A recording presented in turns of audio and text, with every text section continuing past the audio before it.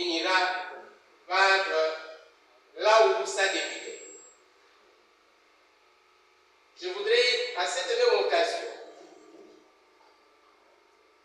présenter les sentiments de gratitude à son Excellence, Monsieur le gouverneur de province, que nous représentons au niveau de la commune pour la matérialisation de la vision du chef de l'État et à la dynamique des jeunes entrepreneurs.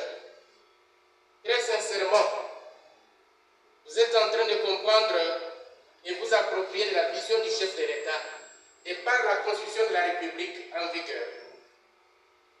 En ces articles 35 et 37, qui sont privés en République démocratique du Congo. À vous, mesdames et messieurs, ce n'est pas du temps perdu.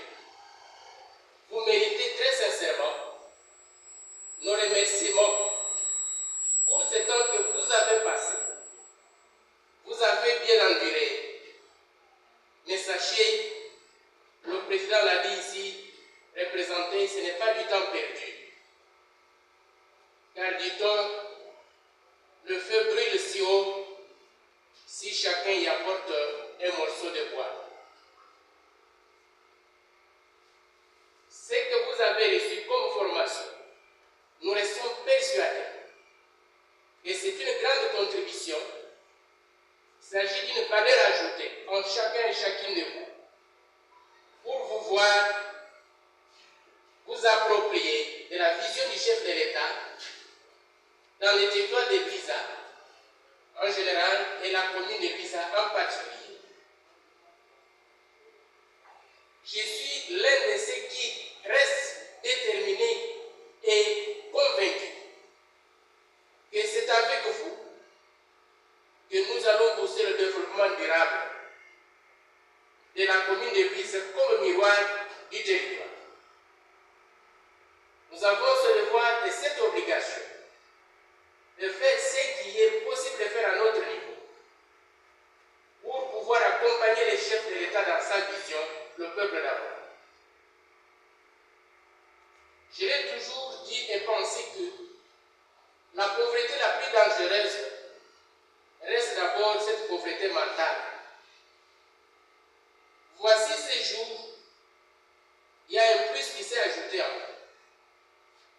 Nous disons très sincèrement merci et ce que je suis en train de voir devant moi en ces lieux, c'est une preuve éloquente qui montre votre détermination. Vous serez un échantillon, une lampe pour pouvoir éclairer, éveiller, conscientiser par votre esprit pragmatique le reste qui continue à rêver, qui pense que le développement, ce n'est pas leur affaire. Le développement durable, c'est fait avec l'homme, par l'homme et pour l'homme. Bien entendu, quand nous parlons de l'homme, il s'agit de l'homme dans ses deux sexes. L'homme-femme et l'homme-homme. Pour ne pas être victime, peut-être croire, surtout que nous sommes devant les mamans, donner l'impression qu'on ne parle que de l'homme, c'est-à-dire le masculin. Non. Vous en doutez jusqu'au jour d'aujourd'hui, où nous devons tous, d'abord vous les mamans, je pense, vous avez su comme moi, que pour la première fois en République démocratique du Congo, avec son Excellence Félix Antoine Tshisekedi Tshilombo, nous avons la chef du gouvernement, Premier ministre, une dame. Est-ce que nous pouvons applaudir pour son Excellence le Président de la République? C'est autant pour dire que vous, la dame de Luiza, vous l'échantillon, après cette formation, évitez la distraction et ne vous sous-estimez pas. Nous attendons de vous, sur terrain, votre contribution. Votre contribution, c'est d'entreprise, de créativité,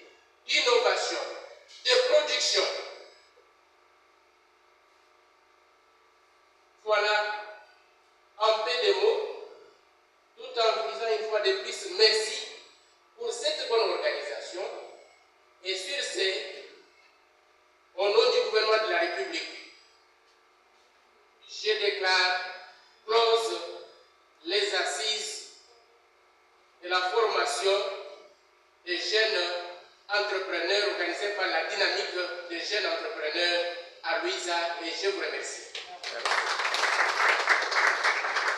Qui a été organisé par Jean-Pierre Zach.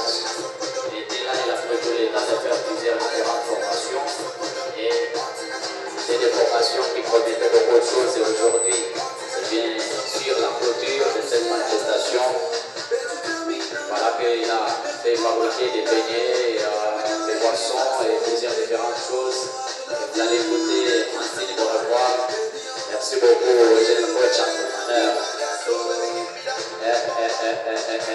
Ça fait la fierté, la maniabilité, hein? La jouabilité. Ouais. Ici, on fait pas de marque et quand on sait, c'est bon, on sait faire. Sur la profite de maintenant, hein? Quelle fierté, merci beaucoup à vous tous qui avez participé à cette formation parce que, bien évidemment, vous allez rester avec un témoignage.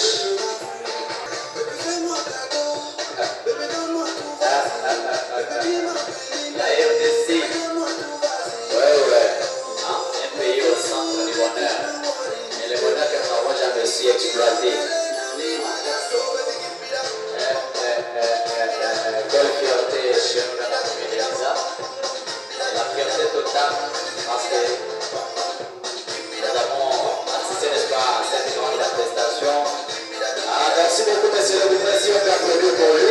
Applaudissons seulement pour lui parce qu'il fait le geste. C'est lui qui montre l'exemple. Il faut la suffisance que lorsque vous avez l'argent, il faut donner à ces jeunes sœurs. Voilà, si vous avez l'argent, il faut quand même récompenser les jeunes sœurs. Qui dansent, qui font, n'est-ce pas, des bonnes choses. Elles t'émousent et vous sentez quand même que vous êtes devant. Les gens qui vont vous faire des bonnes choses. Je vais préférer la deuxième chanson de ces bonnes. Quelle qu'elle soit tournée, je sais que c'est le temps. Mais la deuxième chanson, elle ne fait pas c'est depuis le début de la manifestation. Et ces jeunes n'ont pas pu danser. Mais il faut toujours la deuxième chanson. Si vous avez 25 francs, 10 ans, 300, 500, 1000 francs, ainsi de suite, il faut donner à ces jeunes sœurs son coteau. Encore une là, c'est plus que donc fait au carré. Ce sont les jeunes sœurs qui font la fierté aussi, parce que ça fait partie des formations que lui est en train de sortir. Avoir des jeunes qui dansent, des jeunes qui nous font la fierté, et surtout de bosser devant les grands publics, devant les autorités, ça fait du bien. Il est pour maman qui est pour ça. Même si vous ne dansez pas physiquement, mais dans le cœur, vous bougez quand même le cœur. Là, vous voyez le cœur en train de se déplacer, en train de faire le mouvement. Et surtout, ça fait du bien. Les jeunes sœurs. Il faut toujours danser, il faut toujours pas être très énervé. Parfois, il faut toujours chercher à entendre les discours du coordonnateur et la remise des brevets. Ça sera le brevet symbolique et surtout la partie qui va rester. Il y a beaucoup de gens qui vont passer de l'autre côté, donc il faut vraiment leur brevet respecté.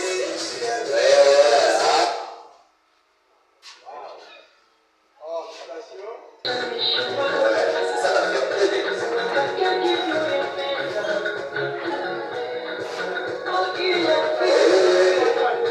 C'est tout ce qui existe au monde, c'est ça.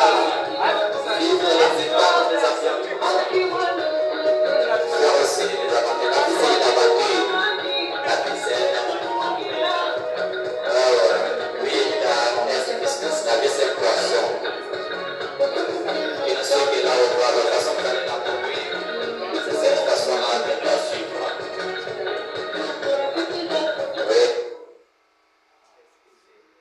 Pour ce soir, afin de vous dire quelques mots de choses au Congo, mais aussi procéder à la remise des brevets officiellement à ceux qui ont eu à se concentrer pendant une semaine fermée à suivre des formations de l'entrepreneuriat.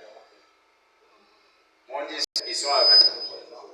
Et à tous ceux qui pourront suivre ce discours sur la voie des ondes ou par autre canal de diffusion.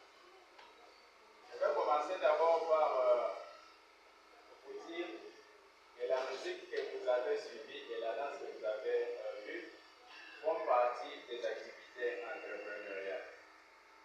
Actuellement, personne ne va dire qu'il n'aime la musique.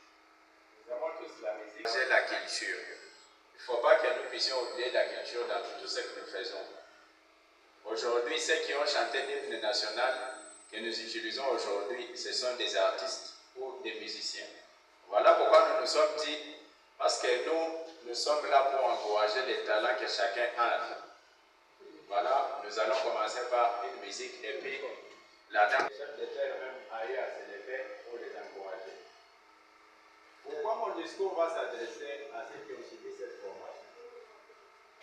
Je ne sais pas dès le début pourquoi vous avez accepté de vous inscrire. Je ne sais pas pourquoi vous avez eu à abandonner vos activités et puis venir suivre la formation depuis les lundis où nous avons lancé officiellement jusqu'au dimanche au lundi de cette semaine où nous avons lancé dans aucune liste des hommes les plus riches du monde. Parce qu'un salaire, ça peut finir la semaine.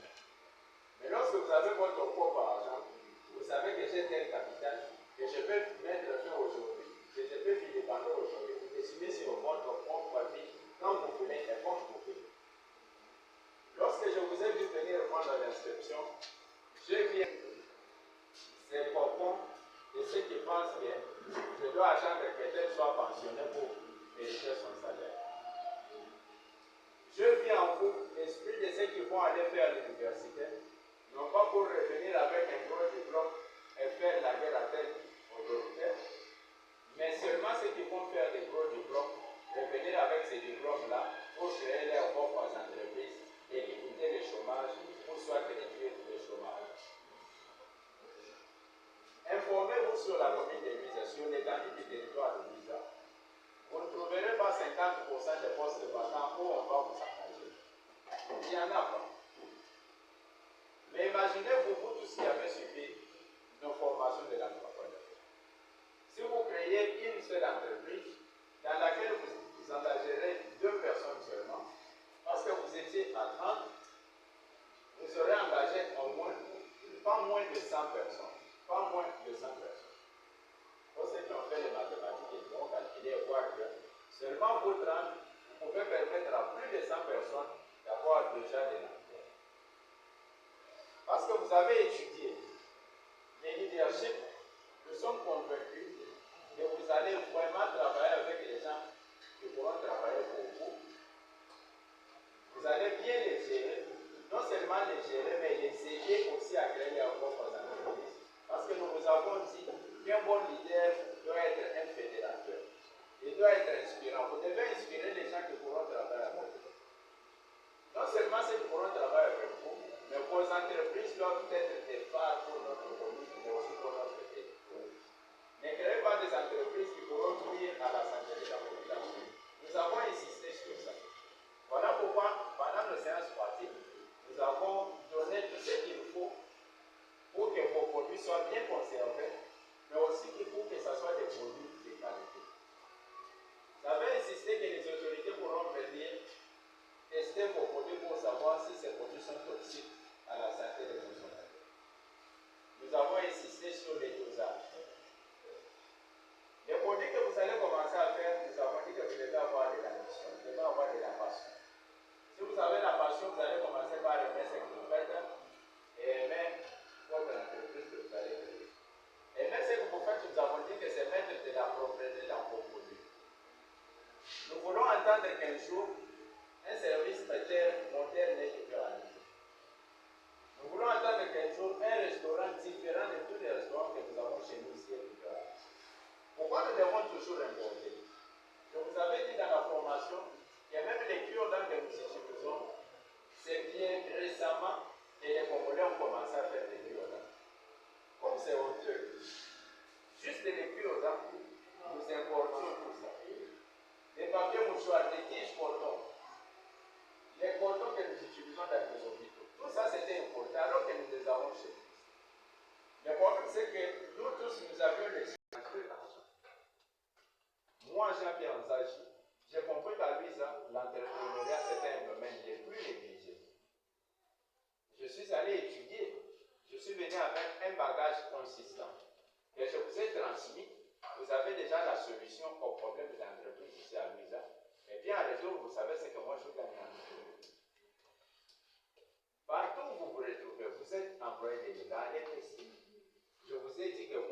suis en train de voir les opportunités partout. Même dans cette salle, je vois les opportunités. Vous allez vous demander quelles opportunités. Mais nous avons un problème de sonorisation. Si vous êtes entrepreneur partout où vous passez, saisissez les opportunités.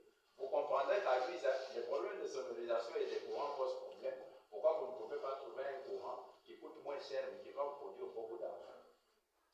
Comme je vous le disais, un entrepreneur, c'est quelqu'un qui voit comment il doit devenir extrêmement riche. Jésus lui-même, quand il était sur la terre, il a vraiment profité de l'argent. Vous êtes certain? Parce que la tenue que Jésus avait, personne au monde n'avait cette tenue-là. C'était quelqu'un qui savait bien s'habiller. Et pour bien s'habiller, il faut avoir de l'argent. Pour avoir de l'argent, il faut travailler. Mais si vous travaillez là où celui qui vous engage décide de combien il vous paye, alors que moi je vous ai appris qu'en travaillant avec les gens, ne les payez pas selon ce que bon vous semble, mais payez-les selon le travail qu'ils font. Ce qui fait que quand vous allez travailler avec vos employés, vous n'aurez pas l'envie de les payer parce que je décide de lui payer 50 000 ou 100 000 francs, mais décidez de le payer selon le travail, le volume du travail qu'il vous donne. Vous comprenez catégoriquement, avec l'entrepreneuriat, vous avez déjà tout ce qu'il faut pour aider cette commune à avancer. Qu'est-ce qui vous empêche de créer un club et puis commencer à arranger les avenues et les routes du territoire de l'usine de la commune? Et puis les autorités vont voir et puis ils auront envie de vous financer. N'attendez jamais que le financement viendra comme ça. Et puis moi, dans nos formations, nous avons dit qu'en entrepreneuriat, les financements, c'est un mot que nous mettons derrière. Nous avons notre propre financement, c'est d'abord le capital humain, les bagages que vous venez de recevoir. Que vous pouvez décider seulement de partager avec les autres, de vous faire une fortune, ou que vous pouvez décider de créer des produits qui seront bénéfiques aux consommateurs. Je me suis dit qu'en venant ici, les gens vont se demander qu'on a parlé de la pâtisserie, les gens vont se demander qu'on a parlé de la poissonnerie, et puis ils vont se demander la preuve de ce que nous avons fait. Voilà pourquoi devant nous, vous pouvez voir, nous avons fait des choses que ceux qui sont conscients ici diront que ces choses n'ont jamais été faites ici. Tous les beignets que nous consommons chez nous ici, vous êtes sans ignorer que c'est des beignets que nous importons tous les produits. La farine des fromages, les blancs nous ont mis en tête que les bleus ne peuvent jamais pousser chez nous ici. Les blancs ont dit ça. Et puis, ils nous ont pris un type de riz qui n'est pas tellement savoureux que le riz qui est cultivé chez eux. Ils ont mis en tête que ce qui est bizarre appartient aux noirs et ce qui est bien appartient aux blancs. Ce qui fait qu'aujourd'hui, si quelqu'un prend du maïs, il fait des Guatemala que nous mangeons quand on était enfant, il vend ça à moins cher parce qu'il sait que le maïs, il peut prendre ça aussi. Mais quand quelqu'un fait un beignet avec les fromages qui viennent de chez les blancs, on met en tête que ça doit être coûteux parce que ça vient de chez les blancs. L'entrepreneuriat que nous avons décidé d'amener à Luisa, c'est l'entrepreneuriat qui va faciliter la valorisation de tout ce que nous avons chez nous ici. Quand j'ai grandissé, un méga de maïs coûtait 80 francs et après un moment 150 francs. Lorsque c'est arrivé à 150 francs, mes parents se plaignaient. Mais aujourd'hui, nous remarquons qu'à Louise, un territoire dit agro-pastoral, un méga de maïs monte jusqu'à 15 000 francs. C'est une honte pour nous.